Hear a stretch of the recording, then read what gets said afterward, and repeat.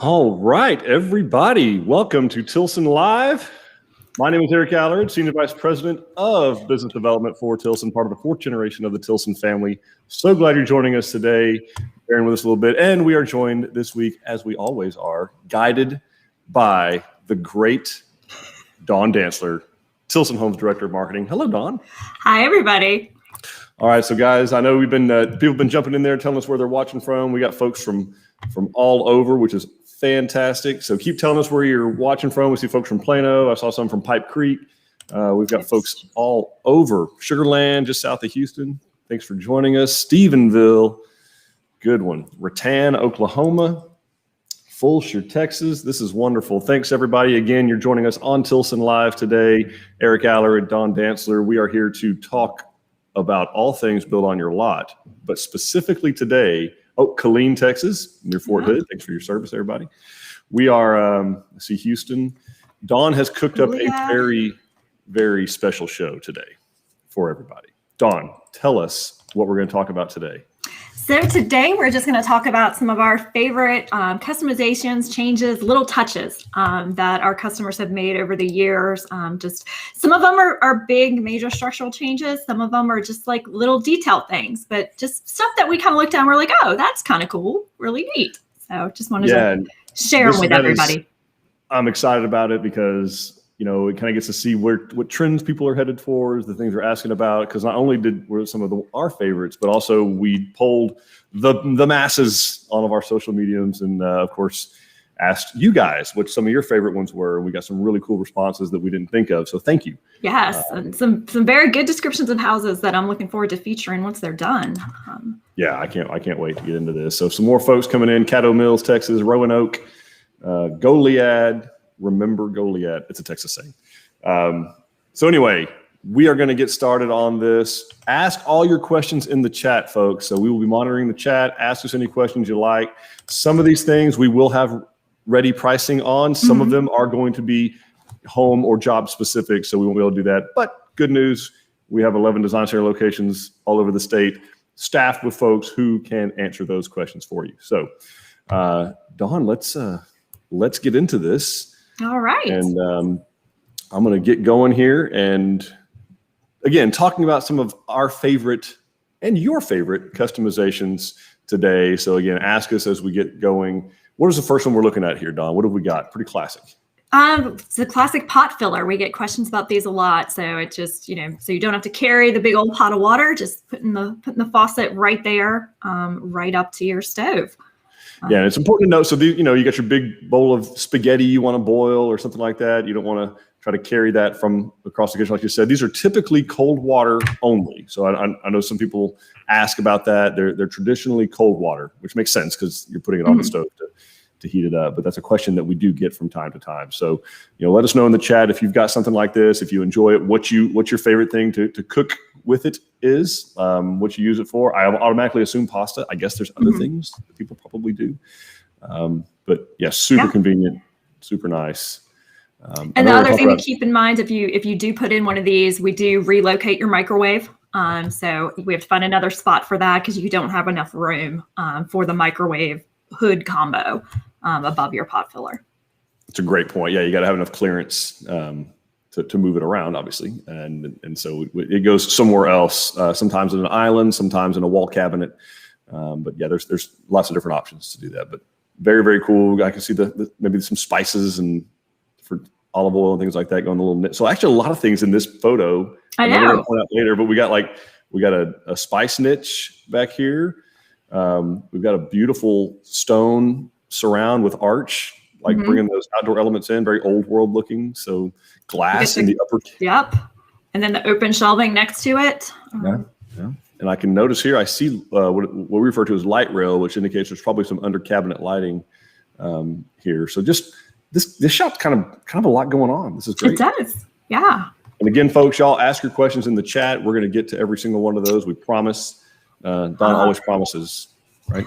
Yes, we'll answer them all. Rebecca's saying pot fillers are great if you're somebody who does a lot of canning on your stoves, making jams, jellies, stuff like that. Yeah. Great idea. Clyde's saying they originally didn't ask for one, but after seeing one, they're getting one added in. My apologies already to the building superintendents out there all over the state. Yes, very sorry. Oh, and Jennifer must be joining us for the first time live. So thanks for joining us, Jennifer. Wonderful, Jennifer. Thank you. Welcome. Ask questions. We're here to help. Let's see what else we got. Jose is saying they're planning on buying a piece of land around Pipe Creek and doing this as a family group. So they're going to build 4 separate homes. Awesome. That is really cool. And it's a neat experience cool. that we've done before for folks. So it's a really, really precious experience to get to do that. It's a really neat deal. Yeah. And then Hugh is asking if we offer Sub-Zero or Wolf appliances. So we do have access to those. Yep.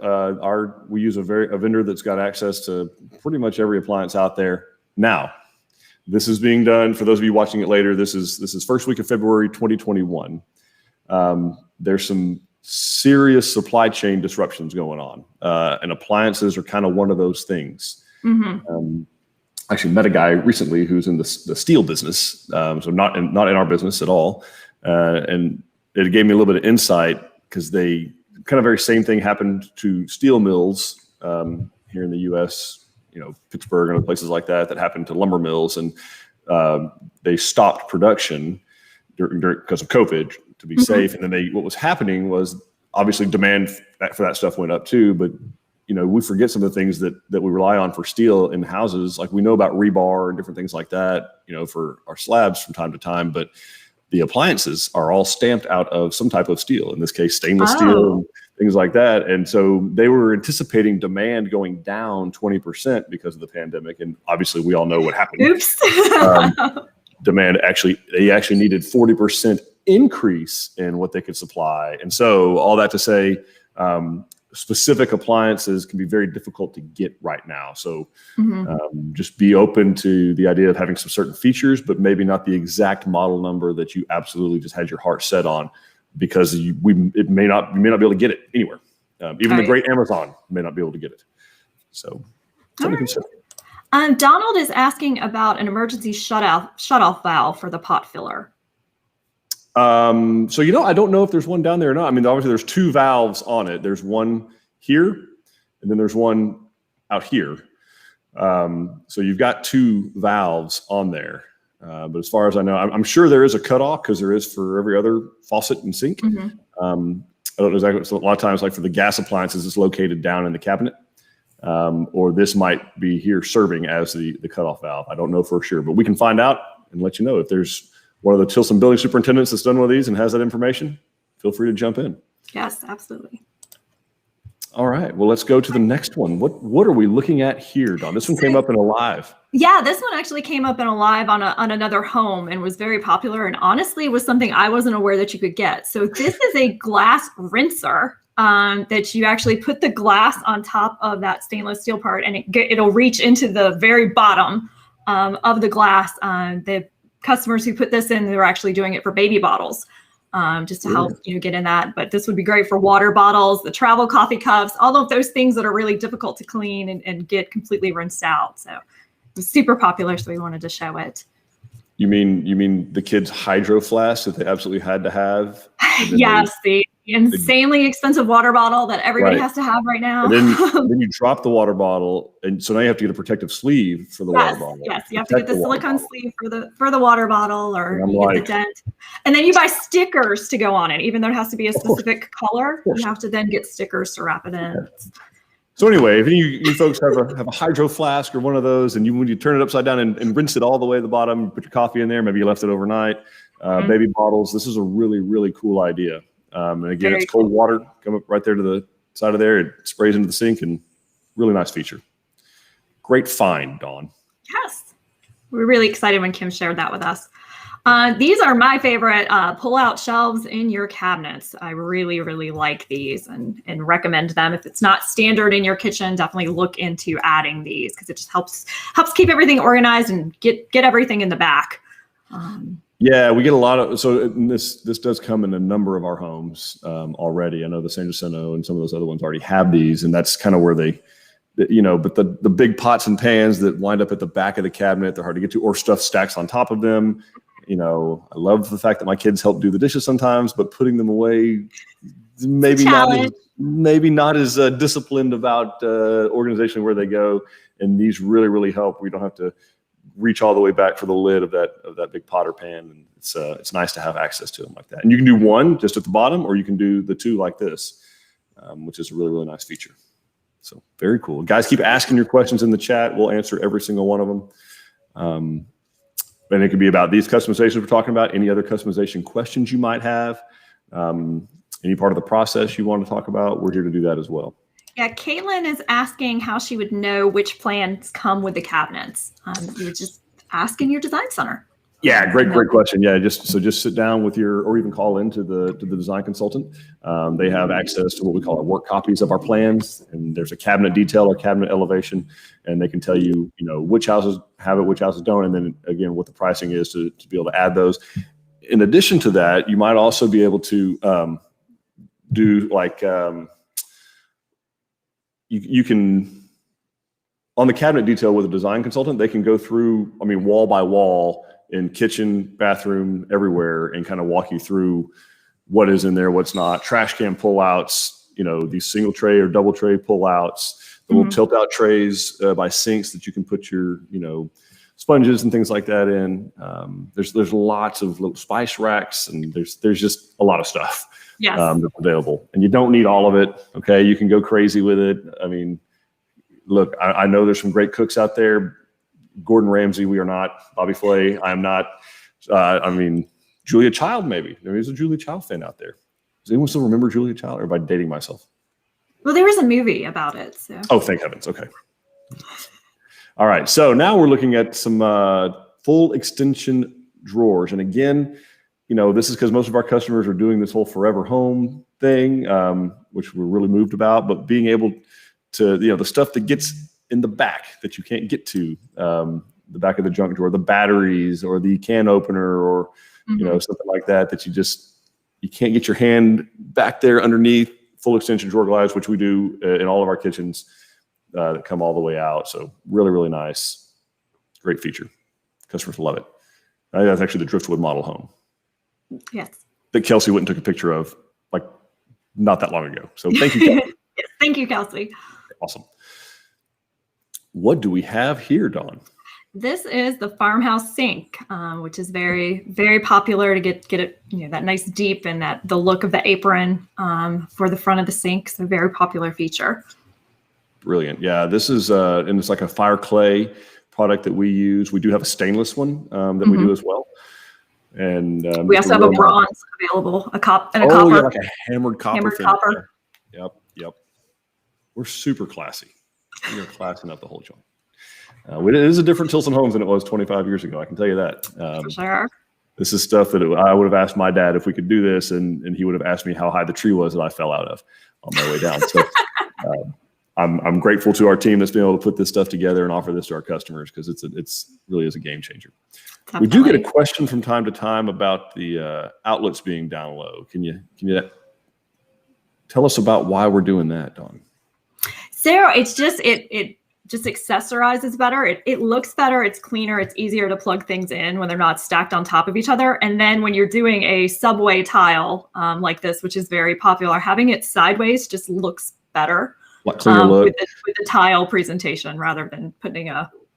We've also got some customers that'll do like a deco, up in here, and we have found inevitably someone will do a deco tile, and that's exactly where the outlet's supposed to go. So you spent this money on this beautiful little deco piece, and right beside it or right on top of it is a wall outlet. So getting those things down low where they're kind of out of the way. Plus, when the appliances are actually on here, you don't see them. Right. The coffee maker or whatever you got up there covers it up. KitchenAid mixer, all that good stuff. See, we do have a few questions, comments. Let's do it. Let's see. Yes, Jennifer is asking, are there different standard finishes, appliances, trims based on the home that you choose? Is that the reason a home with smaller square footage might be more expensive on your website?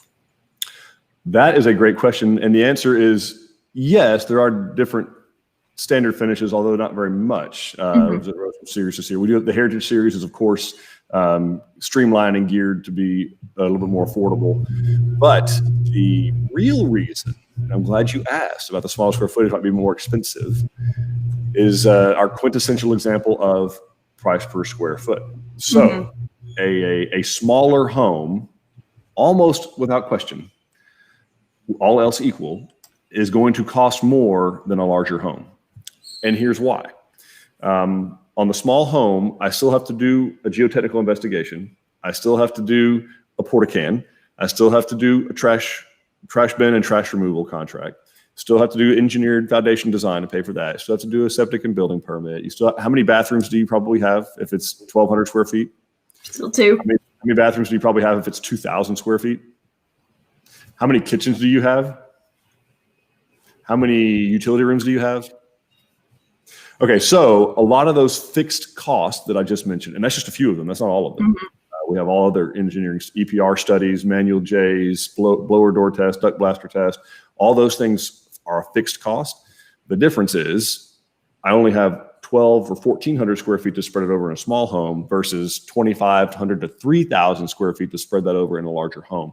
So your smaller homes, it's not that they cost a little more per square foot, but it's the reason is because a lot of those things have to go into it, and there's just not as many feet to spread the cost over. Yeah.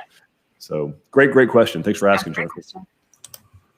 Let's see. Misty is asking, when discussing structural changes, for example, a wider room, adding a drop zone, bigger pantry, is it possible to get rough estimates up front? Yes, absolutely. Oh, yeah. Yep. Yeah, we're going to do a lot better than rough estimate. I mean, with the exception of a few structural changes, we can price them right there in front of you.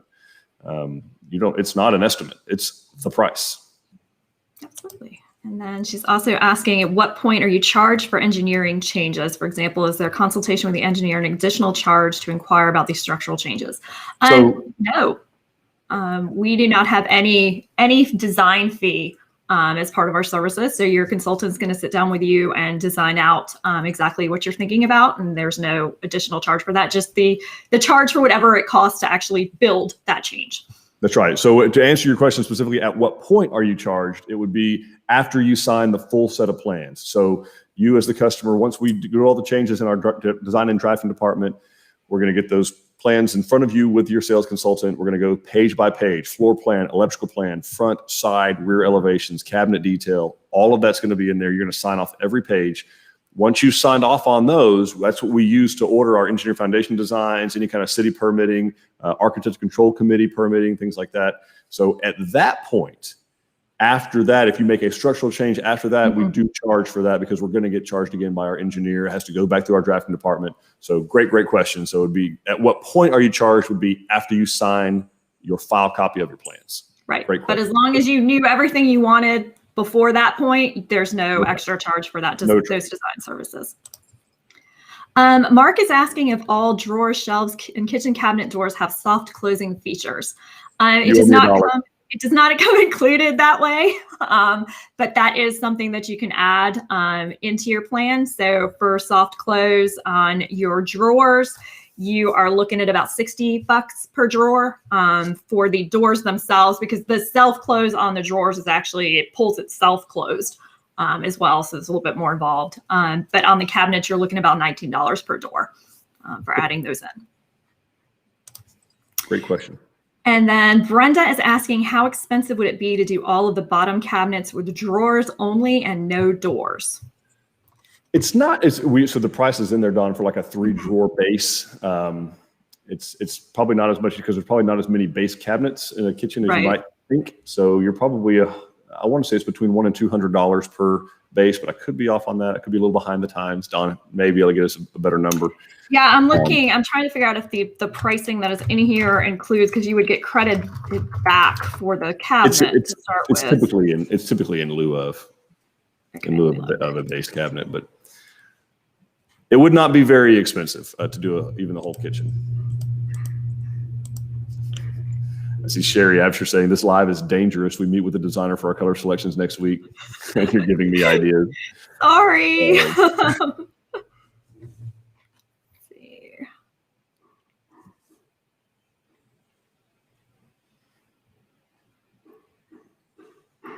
Yeah, you're about right. It's about 200. Yeah. Somewhere there. Yeah, so it's pretty, and you may only have, 6 or 8 base cabinets in the whole kitchen, truly. Yeah. Like they have double doors on them, but it's a single base cabinet, and that charges per base cabinet. Yeah, and definitely check with your design consultant who's a little bit better at the pricing for me, because I'm not seeing any notes that these are in lieu of. So you probably are going to have a credit on top of that. Crystal is saying that her cabinets just went in last week and turned out so beautiful. And she just did the basic cabinets, the level 1 that's included, very high quality even on those. So it's good to hear. Beautiful. Let's see. Michael is asking if there's a cost savings when opting for luxury vinyl plank versus tile, and stone versus board and batten. So luxury vinyl plank, our entry level, our lowest level luxury vinyl plank is in fact a little less expensive than our included ceramic tile. So there'll be a little bit of a cost savings, but if you get into the level 2 and above of the luxury vinyl plank, it's going to cost more than the tile. And then stone versus board and batten. Stone is definitely going to cost more than board and bat hardy. Part of that reasoning is because with stone or brick, we have to have a 5.5-inch masonry ledge. So the slab itself is actually 5.5 inches bigger. So part of what you're paying for is you have to set that stone or that brick on the slab. It doesn't sit, it has about 1.5 inches or so between it and the house so that it can breathe. So it's a little bit more expensive, obviously, and there's more labor involved in stone and brick. You have to cut them and mix mortar and carry them around, and Makes stone sense. is not light. This is not fun to work with. Makes Great sense. question. Charlotte is asking if the Frio comes with the canned good pull-out, and I am not sure offhand, but I will check with you and we'll answer you after the live. Yeah, we can pick that out after live. Yep. Martina says a sink-mounted dish soap dispenser is in her wish list, and that's definitely something that we can do. Oh yeah, I think we have it on just about every house. In fact, we have some people that just leave them off, but I think that's an included feature. Double check. Great. David likes all the awesome outdoor patios and living spaces, and he would know because he's the one that comes out to all of your houses to take the video. And I guess he's sharing his favorite. So check that out Very after cool. this one. Don't leave now. Don't leave now. There's all kinds of important things we have to talk about still. I know, right? Jennifer's asking if we ever build drawers into the toe kicks of cabinets for sheet pans and such. It's very rare. We have some. Maybe you can look at the pictures of like the San Jacinto's kitchen. I know the very bottom, so it's got a big oven cabinet, like a microwave oven and oven below, or even a double oven. And there is a drawer at the bottom of that, and that's exactly what it's for. It's got a little, it's about maybe 6 inches tall, 9 inches tall, and that's where it's designed for cookie sheets and that kind of stuff. I haven't seen it done in the actual toe kick itself, down quite that low. I'll also see in the cookie sheet dividers in the upper cabinets. I know we offer that. So great question, Jennifer. Thanks. And Jen is asking about the color of cabinets that were in some of the slides. I will go back and figure that all out for you. I did not pull that when we pulled these slides, so we'll go back and look. Yeah, it's definitely going to be whatever's in the driftwood. That's what. Okay. All righty. And then Brenda's asking if we have any floor plans that are not so open. So right now the trend has been open floor plans, but we are hearing a lot of people kind of wanting to close it back down. So it's very easy to add a wall back in to any of our plans. And a lot of the classic series, your Abilene, your Angelina, those plans seem to be a little bit more sectioned off than some of the other ones that are in there. But that's definitely something that we can help you change if you don't want it to be quite so open. For sure. Yeah, interior walls are actually not very expensive to do. So it's when you start adding the cabinets and countertops and that kind of stuff that goes with them. But we can make that happen. Absolutely. Brian is saying he signed his contract in October, had his stakeout in November, and doesn't seem to be going anywhere. Can't get a date for the geotechnical or slab pour. Would like to move this year, but not looking hopeful. At what point is it too late to cancel? So Brian, can you send us a private message so that we can look into exactly what's going on in your case? Because if there's not motion, usually there's a reason for it. So let us look more into this. Doesn't do us a whole lot of good because we don't get paid till it's done. So we definitely want to get it done and get it on track. So there's something going on. We will find it out. Let's send us a message so we can look into this for you. Yeah, because I've tried to find it in Jack and I can't find that particular. Okay. Susan is asking if we decide to make changes after signing our house plan, can we put a number of changes on one change order, or is each item a separate charge? Oh, no. It would just be the one change order. Great question. Good question.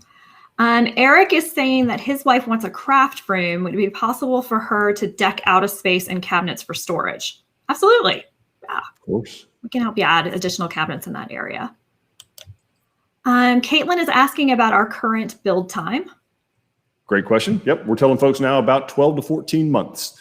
Now, that's not all construction. Actually, only about 8 months, 7-8 months of that is construction. The upfront, four months or so. Our average upfront start time is, going back to Brian's question, is about 120 to 130 days.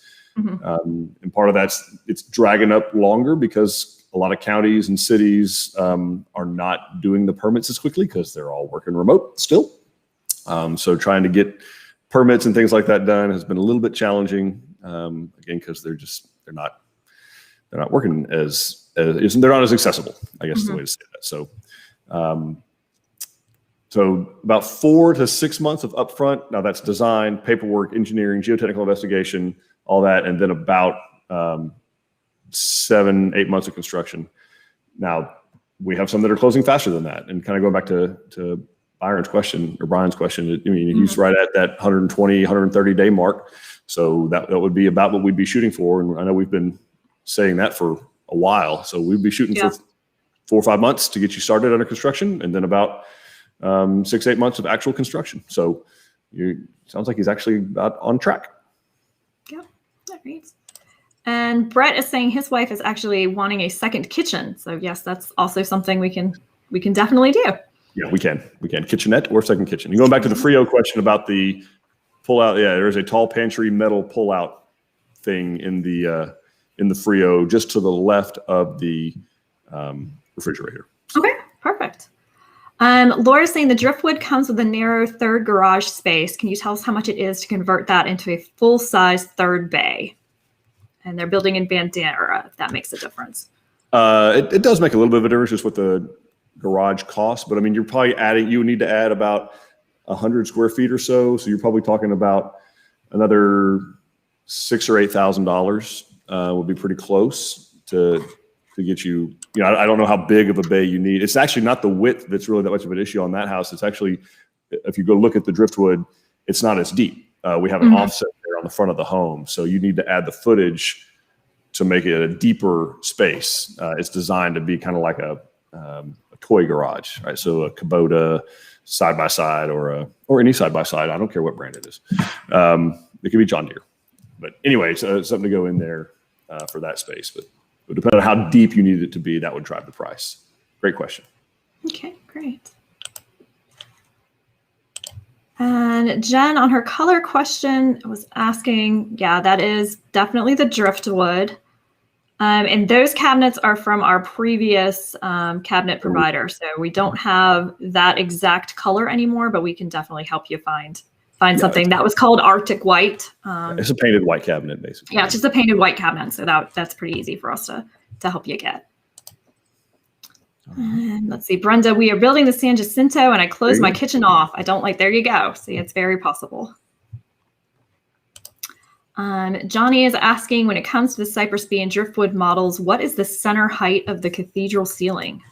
Oh, man. Well, give me just a second. Maybe roll to the next question, and I'll see if I can find that one. All right. Well, while you're looking for that for Johnny, I can help Lupe out. Yes, can a new septic tank be added into the contract? Yes, as long as there's enough room in the appraisal to pay for that. That is definitely something that we can roll into the price for you. And we can either take care of that as part of our services. We'll do it all, or we can, put in an allowance for you to pay another provider to do that. Very cool. So it appears to be about a 10-foot plate across to there. It's probably going to be close to, probably about 14 feet. We'll get you real close, 14, 16 feet. Somewhere in there is about how tall it's going to be in the center. Okay. Let's see. Brandon is asking, how many houses will a construction manager have at once, and how often will he stop by the house? Great question, Brandon. That actually varies from builder to builder based on what area they're in. And also we base it on the kind of homes that they're carrying. So, carrying 8 or 10 Breckenridges, for instance, is a whole lot different than carrying 8 or 10 San Antonios. So there's not a set number. that we lock them down to. It has more to do with the area and what the actual homes are from a complexity standpoint. And then the other would be how can they stop by? That's also going to vary on the stage, on the phase. So sometimes they'll be going by maybe just once a week. If something's going, and sometimes they'll be there 2 or 3 times a week, and sometimes it may go 9 or 10 days. It depends on exactly what's happening on the site. Certainly as you get closer towards the end, where there's a lot more detail work going on, then they're typically out there a little bit more frequently than they are, like say when the house is being framed, for instance. So framer may be out there for 3 weeks, and the superintendent, so long as the framer has what they need, because we did the takeoff and the shipping list and the plan and all that, we'll stop by, see if they have, when they have questions, but pretty well we hire pretty competent trades that can out there handle that. And then of course we do a frame punch as well. So we actually hold back part of the pay, which is very common practice, until we've completed a frame punch with the framer and say, hey, there's these, 6 or 8 or 12 items or whatever. You need to go back and block for a towel bar in the bathroom. We missed that. You need to go back and, this wall was off by about 4 inches. You need to go back and move that. And so they do that. That's how it works. Okay, perfect. Martina is asking, is there a way to view the plans by series, for example, the classic and the heritage? So not yet, because the series thing is kind of a work in progress as we're redesigning all of our plans. So right now they kind of mean something to us. They don't mean a lot externally. But if you're looking for a specific thing, we can send you a private message kind of telling you which ones fall where. And then she also questioned if I want a fold down craft table hidden when not in use, like a Murphy bed. Is that something that can be designed by your team? I've seen us do it with ironing boards. Yeah, I know we can do ironing boards. So I would have to. We can check with Kent Moore. I would see if that'd be probably my first place I'd go, would be to see if the cabinet company has something like that in their portfolio. They'd be far better at executing on something like that than we were. They're used to working with those kind of hinges and, real heavy duty piano hinge kind of stuff that holds a substantial amount of weight. That's what they're born and bred to do. So yeah, perfect. And Rebecca's asking, does the Granbury alternate kitchen include a 6-burner stove, or can it be upgraded? I don't know of any of ours that are going to include a 6-burner, but we do offer. We have a 6-burner cooktop that we do offer. It is definitely going to be a 2-piece. I don't know of a 6-burner 1-piece, other than you start getting into like the big commercial ranges. Makes sense. Michael is asking if we ever say no to anything. Believe it or not, yes, we do. We do, Michael.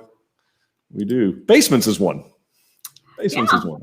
Heather's saying we're building with Tilson and want to put in a wood burning stove. Is this doable? It's tough. It's really, really, really tough to do that. We can go see if we can find a vendor in our portfolio that does that. Keeping them going is tough with these tight houses. They worked really, really well up until about 3 or 4 years ago, when the energy code got pretty rigid. And now it's really, really difficult to keep a fire going in a wood burning stove in a new tight home. So everything's doable, Heather. I just don't want to I don't want to lead you down a road and put you something in your house you're not going to be happy with. So we'd want to get with our vendor, Heatlater or one of those guys, and find out if they've got what their feedback is recently on wood burning stoves. The last time we went to them, that was like, it's not pleasant for folks. Yeah, because we're at a point now where you have to figure out how to bring air in to get your fire enough oxygen to actually burn. To keep burning, yeah. All right. And Brenda is asking, I've looked at several of your house plans. I didn't find any with a kitchen and dining room at the rear of the house with the sink facing the backyard. Do we have a plan like this? I know there are a couple where the alternate kitchen does this. The Harrisburg comes to mind as one where I've seen that done.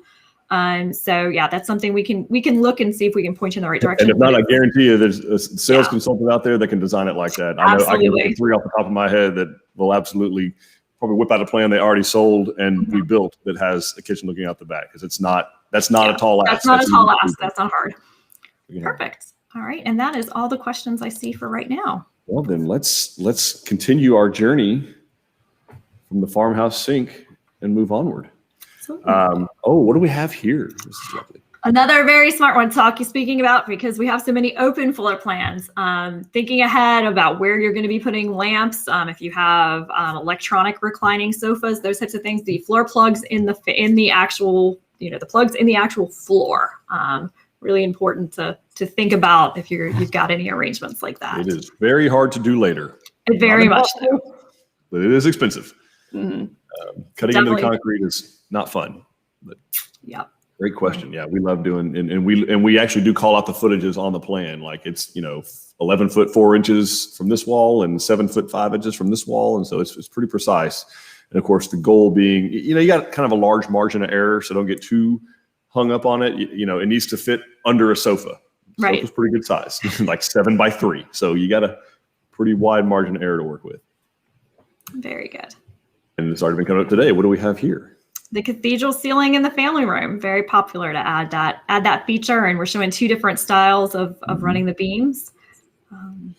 Yeah, this looks a lot like, I know some folks saw these in our Wimberley model home in Bernie. I know it's really got this idea. I love the full stone face here on the fireplace. And then, this is right out of a driftwood or cypress model. And you can tell height-wise, so this is an 8 foot tall door. So you can fit just about another 8 foot tall door above that. You're about 15, 16 feet. Okay, perfect. To the peak. There's my careful Tilson measurement that I'm just using a computer. So also want to kind of point out, you got the stained concrete in this picture and definitely the luxury vinyl plank. So, design wise, there's a lot of options that you can do and still complete that very rustic, very craftsman look that a lot of our customers are going for. This is Helen's favorite ceiling. Well, we got a lot of ceilings going on here, Dawn. Yeah, here's a lot of options. There's lots of different ways that we can bring some design option to your ceiling. So we're showing again the beams that we were showing before, and then we got the box beam ceiling. It's also very popular. We have that in our San Jacinto model. Then we got Eric. I'm blanking on the word for this. Tray ceiling. Yeah, pop up tray ceiling. Yep. That's what we're gonna call it today. It's a tray ceiling. Yep. And then of course more cathedral ceilings down below, and so just lots of options. This one we're also showing some little built-in bookshelves. I would dare say, harkening back to my old days at Tilson, this is a Bridgeport from back in the day. So I could definitely sell that's where the secondary bath is, and real versatile plan. Liked it a lot. I think it was a good one. What else? Speaking of built-ins, we also offer built-in bookshelves. A lot of our plans come with studies, and so we offer the built-in bookshelves as an option there. So that's a good thing to think about. Very cool. And we're looking at a wood look tile here. So I've seen all different kind of ways we could do wood. We're going to talk about that here in a second. I also see, and I'll point it out for everyone else does, this is obviously an unfinished home because missing a door handle. Sometimes things are going to show up damaged. This is something to know. If a door handle is going to show up damaged or maybe shows up short, it's okay. We're not done. We're not going to leave you with no way to open this. So just understand that it's a process and things like that happen, and we're on top of it. So perfect. Now, wood flooring options. So there's a lot, guys. You've seen most of them already today. So this is actually an engineered wood. So it is wood. It's plywood. So very, very rare anymore do we see actual solid wood floors that are done on screeds where you actually drop the floor, put 2x4s there, tar, and use actual small #1 shorts or oak. That's very, very rare. They're also high maintenance. You do have to have them refinished. You have to sand them. So those have kind of gone away, at least for the most part. And then this is what's really replaced it, which is an engineered wood product. It is wood. It's plywood. There's varying levels of wood. There's some that's birch. There's some hickory. There's some oak. There's some there's a lot of different ones. Walnut, very expensive. Pecan, and then you get into the different widths of the planks. Yeah, this is glued down to the concrete itself. This product would be. Then you get up into your luxury vinyl planks product, which is really taken the wood flooring market by storm because it's a pretty inexpensive alternative, and it is, very, very durable. It wears amazingly well. We've put it in a lot of not just model homes, but design centers because of how well it wears. So that's a testament in itself. And then, of course, you have wood look tile. So actually porcelain tile that is made to look like wood, You're going to have a little bit bigger grout joints, obviously, because you have to grout it. But anyway, all those are options. The vinyl plank typically is a floating floor. So you do kind of hear it's a different sound when you're walking on it than these other products. So go in the model homes, walk on different ones. We have different types throughout the state. You guys to check out. Did I miss anything on wood floors? Don't think so. Oh, good. Guys, if we missed anything on wood floors, drop it in the questions. Let us know. I like also the little stone touch we did here under the island. Really yeah, beautiful. Caitlin was asking about the grout lines on the wood tile flooring. Oh, what's the question? Okay. Cool. She's asking if we can do We a have 160. questions. Do questions now? Is that what we should do? Well, like she was asking about wood, so I popped Yeah, up. so it's definitely going to have the grout line still. We have to grout it. It's very few of them that'll do like a butt joint, and maybe a little bit narrower grout line. 1/16 of an inch we can't do. It's going to be at least 1/8, and typically are probably closer to 1/4 inch or 3/8 on a grout joint. Okay. And some of that's required by manufacturer, and some of it is as an installer. So, great question. Let's see. Then Pablo and Martin are asking about the Breckenridge. They don't see a kitchen pantry. If they have one, how big are they? So the Breckenridge is actually one of the kitchens where the pantry is designed into the cabinetry. So you actually have a wall that is floor to ceiling cabinets that when you open it up, it serves as your pantry space. Yeah. I think there is an option if you wanted to build in a traditional pantry with the door that you could walk into, but that would be a custom option change on the plan. Yeah, we can do it. Great question, Paul. And then Lupe is asking, as price increases on the homes, do the price of alterations such as alternate kitchens and additional bedrooms also increase? Sometimes, yes. So it depends on what's all being affected because of the price increase. Obviously, if it's like a lumber increase or something like that, then traditionally, yes, anything that's going to require that kind of lumber is going to require that. But yeah, it's not 100% of the time, always, but more often than not, yes, they escalate as well. Okay. Brenda is asking which one is less expensive, the tray ceiling or the cathedral ceiling? They're actually just about the same price, and it depends on the size of the tray ceiling actually. So they're going to be very, very close, Brenda, to being the same. Okay. Pricing standpoint. Helen is saying that they are platting their property with family, so hope to have 2 Tilson homes close to each other. Would Tilson be the people to ask about the ideal location of houses, or would it be someone else? Well, I think we would be a good resource for that. I would hope so. Ultimately, Helen, it's yours. Thanks for asking the question. It's a great question. It's a good question. We can help. Yeah, we can do that. We want to know the whole vision, kind of how you want to use the land, what direction you want to face, what do you want to see. But yeah, we can help you absolutely. Especially when it comes down to like the utility stuff. Where's water going to be coming in? Where's the septic got to go? Where's the power going to be coming from? That'll drive a lot of those decisions. So that, yeah, we can certainly help with that. It also helps to have, obviously you're having it platted right now. So a lot of that stuff will be on the survey, which will be very, very helpful. So as soon as you have a good working plat that you can share with a sales consultant, set up an appointment and let's get a couple of plans picked out. We do have to kind of at least have some kind of an idea of what you're wanting to build to make a trip out there worth your while. And it'll need to be at least underbrushed, ideally cleared, at least where you're wanting the homes to kind of be, but at least underbrushed. Otherwise, if we can't see through it, if the laser won't shoot through it, we can't help a whole lot. Great question. Thanks. Okay, so Kimberly is asking, looking at the driftwood, is it easy for us to contract someone for multi-slide or bifold doors to the patio? For us to contract with someone. So yeah, we actually offer those. We have a vendor that offers those doors. They are expensive, but yes, because it's a very sophisticated track system. They're very heavy, and they have to be, of course. And it also depends on where it's being done. There's some places in the state you actually can't do them because of windstorm. So it gets a little sticky as you get on the coast as to how wide those can be.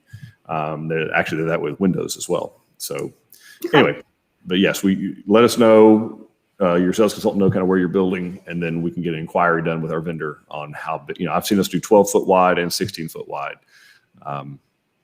Okay. They're beautiful. Perfect.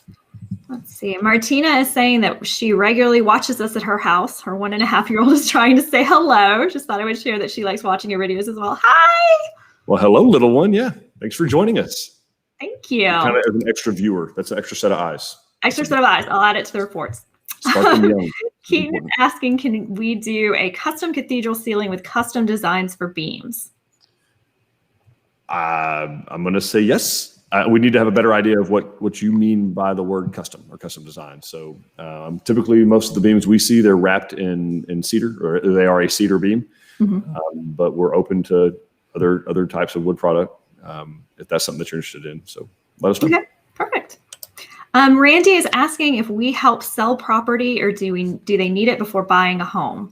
So you would need to locate your property. We recommend the website landsoftexas.com is a great place to start searching for property, because it's just property just in Texas. So it keeps you focused, and it's a really good resource to find it. But yeah, you would need to find that property before going under contract with us. Amanda is asking, is there a model built for the Abilene floor plan, or is there a model built to where we could walk through it?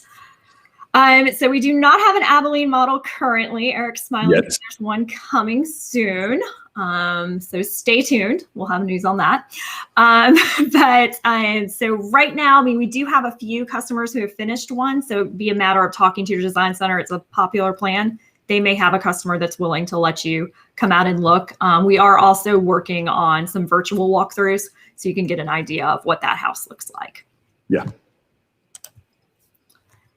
And Maria's asking, can Tilson incorporate a catio at the back porch? Ooh. Well, I don't know if maybe we just typoed patio, but. Or it could be for that. I've always heard that used as a patio for your cat. So it's like a screened in little cat area. Maria, which one are you meaning? Yeah, let us know, because we definitely do screen porches. We do offer screening in of the porch. We've got a couple of different ways we do it. So let us know what you're thinking. All right. Rusty is saying our website pics mostly show patio doors as a full length glass. Can I assume you have a half glass option so that maybe a doggy door can be inserted? So I think you're probably talking about patio doors. We don't. No, the sliding glass doors are definitely going to be only full glass. However, if you're talking about just like a back door or a door going onto a patio, the actual access door, then yes, we can do what's called a one light, two panel, or a half light. And yeah, the pricing is pretty much the same too as well. So, and yes, you can put a doggy door in that. Okay, perfect. Let's see. I'd like to have a one-way doggy door for my dog. Oh, Denise is saying her dream home is the Palacios. Are we planning to redesign it, or will it be available for the next 24 months? It's definitely going to need an overhaul before. Yes. Yeah, it's definitely going to get a redesign before then. But it will be, when we do our rehauls, we look at what are the most common things that our customers are changing on the plans, and that's what we incorporate into it. But we can also, I mean, within 24 months, my guess is we probably could resurrect a Palacios and we could it and build it for you. Absolutely. We built a bunch. We have.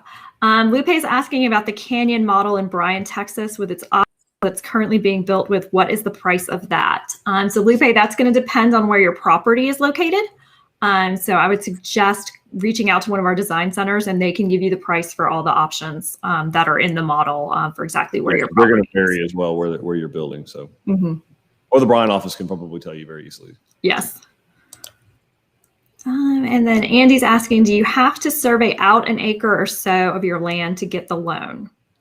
Andy, not necessarily. You can if that acre of land will cover the equity position that's needed, the 10% equity. That isn't always the case, although sometimes it's more than enough. So it depends on what the value of that acre is. But you don't have to survey it out, to get the loan. You certainly do not. This is if you wanted to do that. If you had, like, the only time we typically have customers that'll do that is if they have more than 10 or 15 acres and they want to keep a large portion of that under the ag exemption, because you can't homestead exempt and ag exempt the same piece of property. So if you're going to be living there and you got 20, 30, 50 or 100 acres and you're going to have cattle or sheep or some type of agricultural enterprise, it could be hay, it could be bees. You would want an ag exemption because that keeps your property taxes low. unless you just want to pay more taxes and give the money to the government, you might. I don't know. Predominantly speaking, most people want to pay less taxes, but the county will let you have kind of that 1 acre where your home is as your homestead exemption.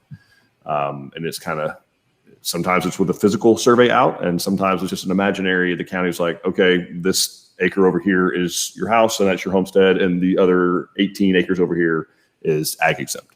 So talk to your county specifically, and then also working with our lender, we hook you up with, we can answer that question more specifically on where you're building. Okay, perfect. See, Brittany is saying she tried to look at the Cypress model online and it doesn't allow floor plan changes. Is this going to have an interactive floor plan anytime soon? Dawn, anytime soon? What are you doing with your time? What do you do all day? I know. Well, I talk to you guys on Facebook. Like, that's what we do all day. For the Cypress, Brittany, what I would suggest to do is go look at the Driftwood. They are essentially the same plan. It's just the Cypress comes without the garage. The Driftwood includes the garage in that location. So if you go, you can play around with most of the options on the Driftwood itself. We are working on kind of redoing all of the floor plans. And one of the things that the committee is talking about doing is putting the Driftwood and the Cypress back together as a single plan. And so then all of those options would be shown in there of the different garage orientations. But if you're looking for anything other than like playing around with the garage, go look at the Driftwood. And then Charlotte is asking how much driveway comes with the house. So Charlotte, depends on where you're building. So if you're looking at the base pricing that's online, that's not going to include concrete driveway because we never know if you're building on a 50-foot wide lot or on 50 acres. So we don't know how much driveway you need. We typically determine that at our stakeout appointment. And if you want us to do it or you want to do it. Now, if you've gotten pricing from a design center, this is particularly one like Texas Grand Ranch where we're actually in a subdivision in there. We do include, I think in there it's 1,800 square feet of flat work, something like that. So it depends where some cities that we build in, they require it done. So our pricing would include it in those cities. So it really depends on kind of where you got your pricing and where you're building. Okay. But thanks for asking. Thanks for watching. Yeah, thank you. Dana is asking, do any of our homes have a balcony off the master bedroom? And if not, can one be added? So balcony, no, not on any of our plans, because actually all of our homes, the masters are downstairs. So there's really no call for a balcony. Now that being said, Eric, balconies, if they wanted to add it to an upstairs room. So if you want to add a balcony on an upstairs portion, we can do it, have done it. It cannot be over living area. So it has to kind of go out over like a porch. It can't be over living area or over like even a garage. It needs to be out over a porch because they're very, very difficult to waterproof and to maintain, to keep it from leaking long term. So I'm not a fan of balconies from a builder's perspective. And yeah, like she said, it's on all of our homes, the master bedroom is downstairs. So that might be why we're not balcony experts. I don't know. Could be. But we have done them. We've done off bonus rooms for folks in the hill country, stuff like that. So yeah, absolutely. Kenneth is asking if Tilson sets up and furnishes the temporary power pole for construction. So we set up and furnish the temporary power pole, but you still have to touch base with your your provider to get that hooked up, to get the initial work done on the site, to get power out there, and then to get the T-pole hooked up. But yes, we'll set the T-pole, whether it's a pedestal for underground or a overhead, whichever one we need, we'll set that. And then we'll remove it from the site, and then you'll set up with your power company and you'll have the account set up and you'll pay them. Okay, perfect. That is all the questions I see right now. So let's awesome. Go back in. Well, let's go to the slideshow. What do we have next? You guys keep asking questions. Dawn will do her. Oh, what is this? What is this beautiful thing? This is just a lot of people have added masonry in walls, and we show it a lot in kitchens. And this is one that I really liked that a customer did. That they did the living room wall into the kitchen. They did in brick. So just a neat touch that you could add. Beautiful. Beautiful. I will say, I think they did this hood themselves, the wall canopy. We do have one. Kentmore has one similar to this. They offer it's so we offer one similar to this now. We did not at the time, but now we do. But yeah, these are some cooking people. We got oven, warming or microwave or something. Man, we got a lot of cooking. And this family created kind of the traditional country kitchen. So they actually took the island out of this kitchen and because they set up their dining room table right there, smack dab in the middle. Sure. Wow. Beautiful, beautiful masonry. That's awesome. Yeah. So it's just gorgeous. Fireplaces. Fireplaces. So this one is just I believe it's a wood burning Constitution. It is. This is the Constitution. Yeah, this is the big boy, the one you have to do if you're climate zone 3 and want to have wood burning. This is the one you have to go with.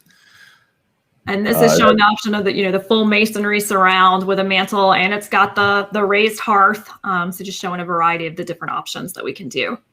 Yeah, this is beautiful, beautiful fireplace. And again, this one will burn. It has its own combustible air space. It'll burn with the doors closed, like it's a bad motor scooter, and it's heavy. So anyway, it's a great fireplace, really awesome. And there's lots of different options though. We have gas available, whether you're going to be propane or natural gas. We can do wood burning in most places, although it's getting harder and harder to not only be allowed to do them, but code standpoint, we get them to perform. Right. That's why we step into some of these more expensive fireplaces. And again, we're is it the code that requires this? No, not necessarily. But we're not about putting things in people's houses that don't work.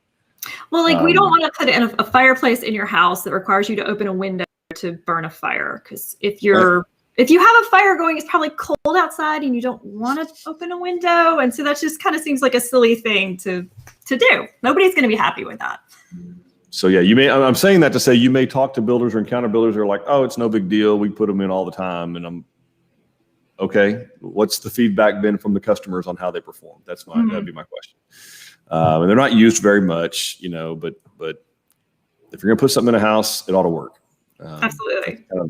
At least one of the tenets, I think, should be fundamentally basic. I think that's a good point. Freestanding have tubs have gotten very popular. So we actually have one in our LaSalle model home, but I like how this one's laid in the corner. That's really pretty. Yeah, this one's really pretty. Nice, very nice. Of course, we're going to tile all on the walls, so splashing doesn't get up there. This one's got to be, fairly precise, obviously, because there's I like these that Kohler does. This is a Kohler tub because the plumbing comes up through the back of the tub. You don't have it exposed, so it could get damaged or anything like that. It's not really pretty. So I like the way that their tub actually conceals it. It's really nice. Mm-hmm. Very pretty. Oh, what have we here, Miss Dawn? The walk-in showers have become very popular. Having the nice shower, and we standardly in those do the seat that you see in the back, and you can do it either all the way to the floor in glass, or you can do what that one's showing, which is kind of half wall. So lots of different options here, lots of different sizes. We see a lot of folks kind of getting away from the tubs. If they want to do and have it just a much larger shower. So we can definitely do. Absolutely. What else do we have? In most of our showers, we're also going to include these nice little niches, or however you want to pronounce that. Good place to put, all your shampoos and conditioners and all your different bottles. And then in other places, like Eric's pointing, we also have the shelves that are included in there. Yeah. Nice place for, shampoo or whatever people use in the shower. So all of us need it. Yeah, it's going to be pretty rare that a niche is going to be included in a base, but there are some that have that. I know the driftwood comes to mind, and then otherwise, they're fairly inexpensive to do just between the studs, and a little bit. We need about 6 or 8 inches of space to do that properly, and to be able to have the hardy backer back there and have the tile finish, and still have a ledge of any kind to actually use. So. It won't fit quite in a 4-inch wall. It's not quite big enough. So we got to make the wall a little thicker, which sometimes just makes a shower a little smaller, but not much, usually 2 or 3 inches. Okay. And this is a very popular one we see. Yes, the Jack and Jill bathroom. So this is usually when you have siblings that are sharing a bathroom. This gives each of them their own sink space while they would still share the shower tub and commode areas. So these are nice option to have. I'd love to think that this would have prevented my brothers and me from fighting so much over one sink and one commode, but it wouldn't. It wouldn't. Well, you each have your own sink, so it'd be better. Oh yeah. No, we'd find something else to fight about. There's no doubt. But even doing the corner shelves like this in the tub shower areas, we're going to do that in that's going to be included, which is just nice to have some kind of storage in there. We find that, but yeah, Jack and Jill is a very, very common and popular one. Oh, and what have we here? This is your favorite. This was a custom dog shower that we did in a home. So this was incorporated into their utility room. Just a good area to bathe the dogs and just make it easier for everybody. Look how happy he is. Our showers have gone to the dogs. This is ridiculous. I just, all right. Hey, you know what? They're part of the family. Absolutely. They deserve it too. Well, and it's a good place to keep them from tracking the mud in. You get it in the utility room and I'm waiting on a customer still to send me a video of them bathing their dog in this without that dog just running all over that. I'm just picturing like Marmaduke, okay? Just complete chaos trying to keep my golden retriever in here while she's getting washed, which she hates anyway. So, hey, if somebody out there has a video they want to share with us, we'd love to see it. I'd love to see, good or bad, by the way. The funnier the better. So. See, we had a dog once upon a time that like her favorite thing in the world was showering. So you had to actually make sure that the shower door was closed if you were heating up the water, because otherwise she would run in there and steal your shower. Oh no, my golden will have nothing to do with getting clean. She don't mind getting muddy or getting dirty or humping in a pond, but she doesn't want anything to do with clean water. Not her jam. Not your jam. Oh. What's cooking here? This is another one that I just think is super smart. So this is actually we called it a utility garage door, but this is a garage door on the back of your garage. So when you've got a little bit of a deeper garage, we've had a lot of customers add a garage door to the back so that you're not having to get all of your toys, your lawnmowers, past the cars or pull the cars out to get those things out. So they've actually added another garage door in the back that's just exclusively to get those items out of the garage. So brilliant. So simple. Brilliant. Yes. Yep. And then this is another one. So simple, but something you didn't think about, but actually putting outlets up in that soffit and the eaves and putting switches to that. So when you have your Christmas lights going or any other kind of, barbecue lights, those types of things outside, they have their own outlet and you're not actually running the cord down the side of your house. Clark Griswold would not be impressed at all. If you don't have extension cords that are duct taped to gutter downspouts, I don't know, like that's part of the whole experience of putting up the Christmas lights. It should be hard. And you're taking it all away, putting a switch inside they just turn on. I love it. Killed tradition. That's a great idea. It's a really cool idea.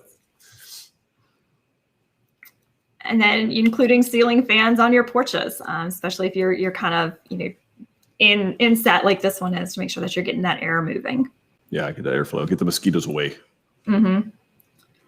Well, this looks very hill country-esque. I'm not sure they have a mosquito problem out there where that house is. And they're just blowing the cedar off the porch. Blowing cedar off the porch. Keep the pollen away. This is beautiful. Yes, this is probably one of my favorite porches that we've seen from customers. This was in another one of our live walkthrough videos. It's just the beautiful. They took the driftwood porch and made it probably double in size. It's spectacular. And it's got the real soffit wood in the ceiling. Just beautiful. Just gorgeous. It does. Yeah, truss across there. They did the railing and then just, that's beautiful. They did a great job. They did. All right. Right. Might we have any more questions or comments, folks? Y'all keep asking us. We do. I'd love to help. Let me scroll back up and get to them. Let's see. Faith is letting me know she had our stakeout this morning. So very exciting. Awesome. Congratulations. Thanks for tuning in and letting us know. Amanda's asking about elevated slabs. Will you build on top of a large levee to back up to a large lake? On top of a large levee to back up to a large lake. So, we can build a slab if the dirt pad that's in place is large enough to accommodate the slab. We can build on that, and we can also elevate our slabs higher than typically they're 12 to 14 inches above natural ground to start. That's the starting height. And of course, they'll be higher as the ground tapers off lower. So I want to make sure I answer your question correctly, though. So I might need a little more clarification on that. Typically, the levee is what's holding the lake in place. It's the dam. Take the shed into the levee. The levee was dry. The levee. Okay, nobody. I know what you're talking about. Yeah, so clarify for us what you mean by that, Amanda. Yeah. Mark is asking, is it possible to opt in a spray foam insulation instead of regular insulation in the South? Yes, absolutely. Oh, yeah. Absolutely. Yep. Now, I will say more changes than just the spray foam. So there's a few, you do the spray foam insulation, but then your ridge vent. We don't do ridge venting. We don't do the soffit venting. And we use a little bit different type of HVAC system, but that's all part of the package. So, yeah, and we added a dehumidifier. Yeah, that's right. You have to have a dehumidifier. Yep. All right. Kelly is asking, what is the process for getting pricing on a totally custom floor plan, not based on any of your current plans? And so the process there is going to be, send us what you're looking for. Let us kind of take a look, because there are some things that we will not build.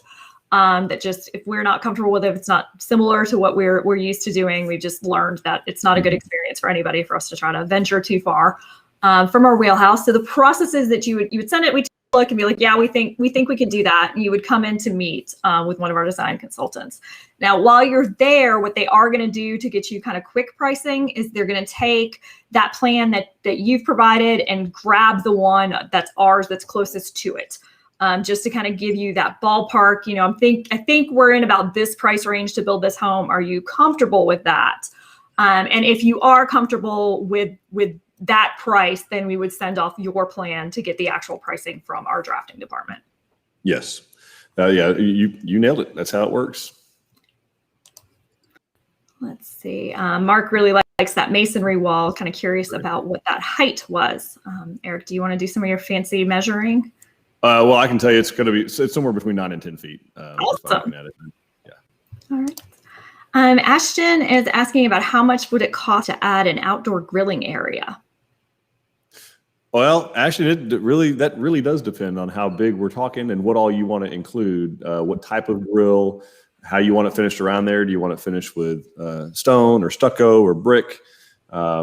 What type of countertops, the type of cabinets. So we don't really have a package price to do those. That's really something we have to sit down and design. And then we have to do a price inquiry with our cost management department, Justin Rich and his team over there. They can help us out and get one of those priced. Perfect. Great question.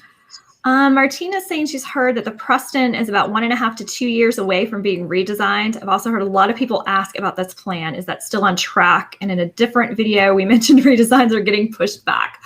So redesigning, we do it by committee. So it is done with the speed at which you would expect a committee to roll. Plus all of our, obviously our customers' plans are coming first. So yeah, it is a little backburnered. So yeah, I would say the Preston, that's probably still a good estimate for when we would get to that one because of where it lines up in our series. And then yes, a lot of people have been asking about that plan, and we actually have one that looks really nice that has been completed that we are working on doing on one of our lives sometime in the next few weeks. We should be talking more about that plan. And that actually, for the people who are asking about one that's a little bit less open, I think that's part of the reason the Preston is kind of coming back up in popularity, because it is a little bit more closed off than the rest of our plans. Great question. Sarah is asking how much extra it would cost to get a freestanding tub in place of a regular soaking tub. Yeah. I know I'm at a spot where I can't get into those. So the freestanding tub by itself is somewhere between $5,500 and $7,400, depending upon what style of tub you're choosing. That would be for the tub when you don't have a tub. So there would be some type of credit back for. Yeah, depending on what plan, then you're probably looking at $2,000 to $3,000 worth of credit for the tub that we'd be taking out. Okay. So that's a great question. All right, perfect. And Dan is asking approximately how much is it per window to upgrade to black vinyl? Also, if there are double windows, like in the front of the Cypress, is that considered one window or two windows for upgrade purposes? So we have a vendor that does do black windows. We're working on a program with that. They are more expensive. Yes. That's a different process to put them into place, but we have done them and are going to have a program. And then, so I don't have the price per window right now, Dan, I'm sorry. Mm-hmm. But on the front of the Cypress, yes, those are two different windows. So those are what's called two windows that are mulled together, M-U-L-L-E-D. So there's a piece that they connect to. Those two, they show up as one unit, but they are two windows that are mulled together at the manufacturing facility. Great question. Now, Dan, if I think you guys are under contract with Jerry, so if you reached out to him, he should be able to give you the pricing. Because the other thing that's going to come into account is what size are the windows, because it's not just a straight per window price. It's going to depend on the size. That's correct. Great and also, input. whether you want the whole window black, because a lot of the black vinyl windows have white railing in it, so there's lots of options there. Yeah. But it's pretty pricey. You have to really want black windows. Neil is asking, what is the largest attached garage you have done? He might be looking at an oversized 33 foot by 42 foot with a San Jacinto instead of attached 3-car and detached. Attached 3-car and a detached 3-car. I want you to read that all again. I'm kidding. He wants a really big garage, Eric. First of all, Neil, welcome back. It's been a while since we heard from you, bud. I was worried about you, so I'm glad you're back. The answer is bigger than that. So yes. That we have built them that big and larger. We do have to get a little bit more of the engineering going. We have to do some LVLs, some laminated veneer lumber, some engineered wood product to carry the load, to have those big open spans like that. But yes, we've done them that large, and I totally get it. I'm kind of a garage freak. So. Yeah, I think we did a live a few weeks ago where the garage was actually the same footage as the actual house. Right. We get it. Lisa is asking, very few of our plans have a laundry on the master side of the house. Is it possible to make the master closet larger and add a second set of washer and dryer connections in the master closet? Absolutely. It's also possible to look at the alternate utility room already available on the plan. That's usually what happens with the alternate utility, is it's moving it over to the master side, because that was something that was hotly debated in committee of where the utility room should be. Yes. So. And they have a little bit smaller units. So sometimes the stacking washer and dryer. I know that's what my aunt and uncle did in their home when they built with us. Is we have the utility room, and then in theirs it's just a smaller stacking washer and dryer. So, absolutely. Let's see. Kayla is asking how big a utility room would need to be to add a dog bath. Pretty big. It needs to be, because the dog bath alone is probably 3 foot by 4 foot. What we were looking at. And I'm still not convinced it's going to keep all the water from flying on the floor. I got to see this. But anyway, it needs to, you would need probably at least 12 feet of length to make sure you've still got enough space for your washer and dryer. You got 8 feet for that, and then probably another 4 feet or so for the dog bath. Okay. Or cat bath. It could be a cat bath. Why can't we make a cat in there? No, you don't bathe cats. You don't bathe. Oh. Yeah. Not if you like your arms. Cats usually aren't real open to that. That's it. Rebecca is asking if we can help create a mailbox that matches the house. So stone brick enclosure. We do. Yeah, we do those. In fact, there's a lot of subdivisions that require that. So when we're building in there, we have to build a masonry mailbox that matches the rest of the home. I know Grand Harbor, Grand Lake Estates there in Montgomery County, they require that. They actually require that and matching columns with lights on them. For whatever Fancy. Reason. Yes. So that everyone's custom home looks exactly the same. But different. So Rebecca is asking, can we switch the porches to composite decking instead of concrete? She's considering building the Granbury and extending the porch across the garage and the back.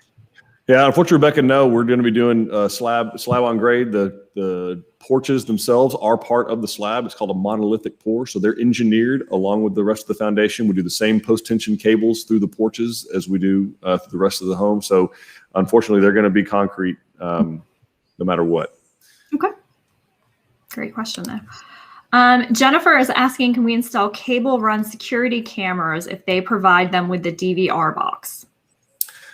I mean, you're probably better off just having someone do that.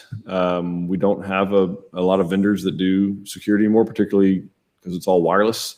Mm-hmm. So a lot of folks just buy the kits from, I've seen them on Best Buy or on Amazon, and they're wireless cameras, and you can set them up it's a whole lot cheaper and a lot less labor intensive to set them up like that. And then a lot of them, you have to have a DVR box. It's stored on a cloud-based system. Mm-hmm. The storage is, so you don't have to worry about it getting corrupt or anything like that. All right. Justin is asking, can part of the 10% equity requirement be borrowed but not secured by the land? No, Justin, it's going to need to be secured by the land. It's the whole reason. You're building a home on the piece of property, so there's no way for the lender to repossess or foreclose on that home without taking the land with it. So that's why the equity has to be in place and is secured by the land, by the real estate. That's a Texas law thing. Okay. It needs to be secured by the land. All right. Vanessa is asking, is the AC zone standard in a 2-story? Asking specifically about the Fayetteville model. Okay, so there's no standard of any kind of HVAC layout because it is very, very, very site specific. So I'd be very hesitant to say that anything is going to be just flat out standard. A house the size of the Fayetteville that's 2-story, it's for sure going to have 2 AC systems, most likely. And one of those AC systems could very well be zoned. But again, it's going to depend very, very much on the manual J calculations that are done, which is a third-party software that our HVAC vendors use. So it tells them what direction the home is facing, the latitude and longitude of where the house is. So we're specifically where it is, what the average, summer temperature is, average winter temperature is, the square footage of glazing or glass that's on there, the ceiling heights, room dimensions, what type of insulation is being used. So there's a whole lot of data that gets put into this program, and it shoots out the recommendation of not just how it should be laid out, how many cubic feet per minute need to go to each room when it's time, but the specific model numbers that it recommends from the HVAC equipment that we use that should be used. So it's very, very site and lot specific, Vanessa. So I wouldn't want to say, yep, unequivocally, this is what happens. Okay, makes sense. Rusty is jealous of the dog bath and says it's fantastic. Maybe put it in the attached garage instead of the utility room. So he's going to keep that in mind for his future plans. I can probably get on board with a garage. Yes. Maybe. Let's see. Teresa's asking, can the Driftwood Cypress floor plan accommodate a front load entry garage? The interactive floor plan does not provide this option. Well, so yeah, it certainly can. You're not going to have it. It won't be 3 cars wide like the Driftwood is now. It'd be 2 cars going in. Yeah. And that's deeper. If you wanted to keep it the way the Driftwood is arranged. We also have on the Cypress, the layout, we move the garage from being that front jut out to over to the side, but that is a front load once it's over there. So there's lots of different things we can do with garages. Let's see. Mark is saying he had to ask about the masonry wall because he's 6'9", so he needs to be cautious about any barriers to the head. Yep, absolutely. Don't want to be bumping into a brick wall. 6'9". Good grief. Do not get on an airplane, fella. Man, that'd be uncomfortable. And that's our guy. He's got to fly a long way when he does. Yeah. So you're the one, he's in Germany, right? I think so. Yeah. I think that's our guy in Germany. That's a long way. Martina is asking, where can I find what climate zone a county is in? I'm in Hamilton County. Give me 1 second and I will tell you which climate zone you're in. Okay. And I think in seeing that, there's another question on there about AC vent. Yes, Rosemary is asking, sorry, wrong one. Rosemary's asking, is there a certain distance the dryer vent needs to be from the outside AC unit required by Tilson? So it's not going to be required by us. That's going to be code. So I guess you could say that we're going to comply with code. So then it's a requirement, but these are not things that we dream up necessarily. It's, I think typically it's 3 feet. I don't have the exact code in front of me for that. But typically it's a minimum of 3 feet away, more if you could get it. But I think duct vents, any exterior should be a minimum of 3 feet away from any opening, really, like windows, doors, any other vents. And probably 6 feet from the AC condensing unit if I had to, but I just don't have the code in front of me. I'm trying to do that off memory. So Rosemary, we can get that clarified. I can look this up because we were talking about this last week with Dave. And Hamilton County is in climate zone 3. So you're going to be spray foam standard. Yep. There.